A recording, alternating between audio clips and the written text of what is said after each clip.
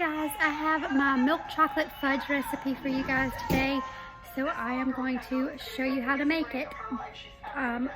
Be watching out for the Andy's Mint fudge coming up soon. I have not made it yet, but I'm going to be sharing it with y'all soon. So here is the milk chocolate fudge.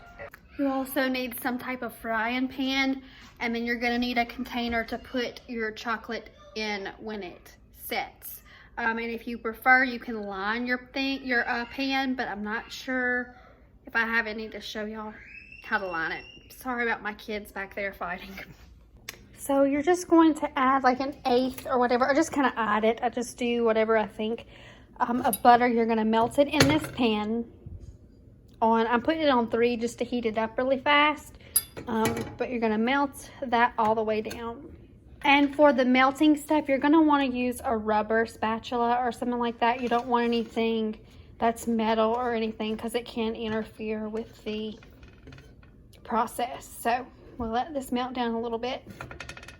So starting to melt down.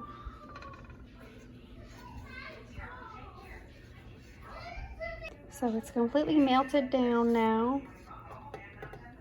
And we're going to add chocolate chips in and melt it down. If you put it in the microwave, it has more of a higher chance to burn.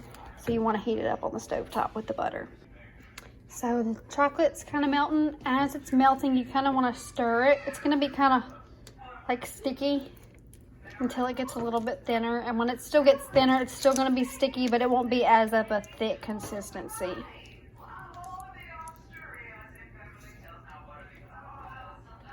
And you just want all of these little chocolate chips to fully melt down. And if you don't stir it periodically, it will stick to the pan.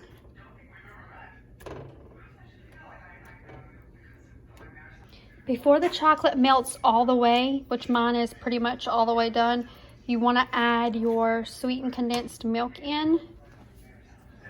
So I'm going to do that. Sorry about that. I cooked lunch earlier, and so I might have to get the spatula and get the rest of this out. But you're going to pour all of this in. Well, I'm going to get the rest out really quick. And then now you're just going to mix it together. As I was adding the sweetened condensed milk, the chocolate started really melting. So now it's almost fully melted. And you see how much of a thinner, let's see if I can show you.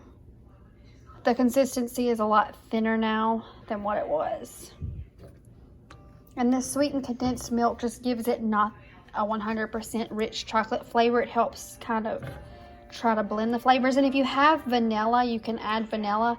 I just forgot to buy some, but I would add a little bit of vanilla if I had it. It just helps, like I said, not make it too rich of a chocolate, and the butter kind of helps with that as well. So it's almost done, and I'm gonna just watch this for a few more minutes and let it get a little bit thinner, but make sure it doesn't start burning and getting too thick. It's starting to thicken up, so hold on one second. So my chocolate is already starting to set, so I've got to hurry. I'm gonna add a little bit of salt, not too much, and mix it together. And then I've got to fold this into a pan because it's getting really thick. So I have folded my fudge into a bowl, let it cool for a few minutes, and then I'm going to throw it in the fridge.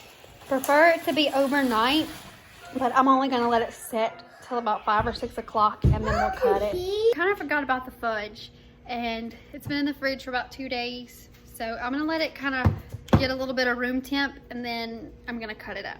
So I'm going to cut the fudge really quick, and then I'm going to show y'all once I get it cut. That's my fudge in the fridge a little too long, so they were kind of hard to get out of the container, but this is what they made and how they turned out, and they are really, really good.